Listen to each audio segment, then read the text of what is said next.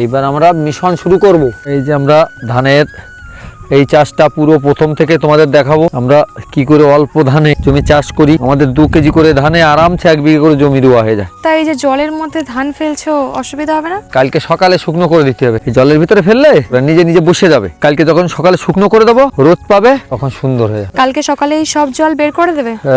সকালে সব জল বের করে দিতে হবে। এরকম ভাবে এই পুরো জায়গাটাতে ধান সব ছড়িয়ে দেবে, তারপর গাছ হয়ে যাবে। হ্যাঁ, আস্তে আস্তে করতে হবে, নাহলে কলটা না ভেঙে যাবে। ভেঙে গেলে তো আর গাছ হবে না। ভেঙে গেলে যদি কল ভেঙে যায় কি করে গাছ হবে? আর সব তো হয় না, আমাদের এখানে অল্প ধান লাগে, বোধ জমি তো, এর জন্য খুব বীজ কম লাগে, পাতলা লাগাতে হয়। যেমন আর ভালো জমিতে কতটা বীজ লাগে 3 বিঘাতে?